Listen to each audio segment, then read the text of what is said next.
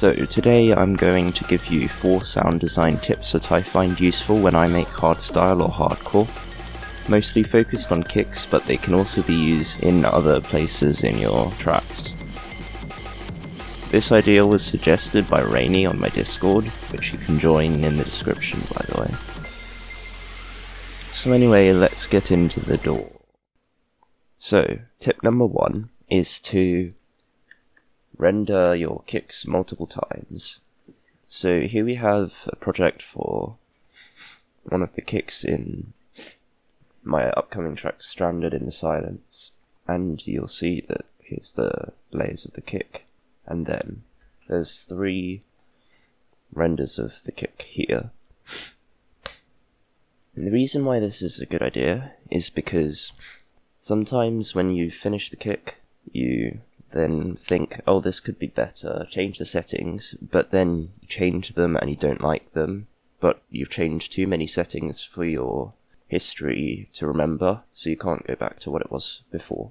So instead of just going straight ahead and changing the settings, what you should do is render the kick in Edison first, then start changing the settings. That way, if you don't like what you've made with the new settings, you can still have a copy of the kick with the old settings. Alternatively, you could just make a whole copy of the entire project, which could be better, but it also takes up more space. And as you can see, each of the 3 versions is different. So you could add in a new layer, for example, or change the mix level of each layer, or how strong the distortion is, all sorts of different things. So the next tip is to make your kicks in a separate project from the main one. So we have here, for example, this kick, and then if we go to the project file, if we go to the folder with the project in it, you can see I make all the kicks separately, and then there's the main project as well as a backup of it. So if we just open that up, and then we'll see that the project has no mess from making kicks in it, it's just the project. This means that there's much less clutter, so you can focus more on trying to be creative and interesting with the project rather than trying to search around for different things because they're all messed up. And the third tip is to take breaks.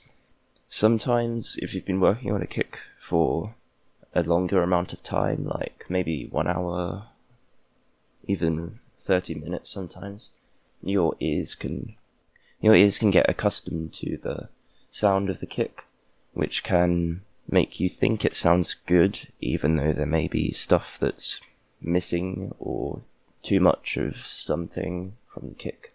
Like, for example, there's a muddy frequency, or one frequency is drowning out all the others, or maybe there's not enough bass. So by taking a break, it kind of resets your ears, so you can have a fresh view on the kick, and then you can tweak it more from there. So usually it's best to take a break by doing something that isn't related to music.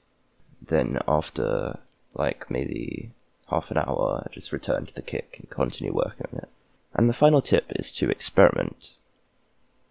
Just try crazy stuff, new presets, sometimes making your own presets, like twist knobs, pull sliders, to just random settings maybe, or even add stuff on that you haven't really added to a kick before, such as crazy amounts of reverb or maybe phaser,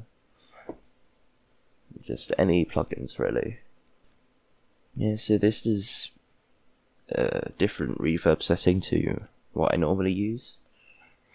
For example, it has the high cut really high, size really small, which created a interesting effect. Yeah, which is this sound.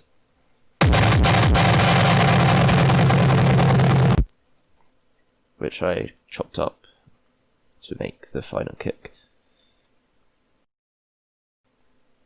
But you can really just do whatever you want, because sticking to the rules is a good baseline, but from there, it's a very good idea to then branch off and try and create your own type of sound by making your own changes which you think sound good. And sometimes that does involve breaking a rule, for example, putting reverb on sub. But if it sounds good, then it sounds good and you should use it. So that's all the tips I have. Thank you, and goodbye. Everything's fine.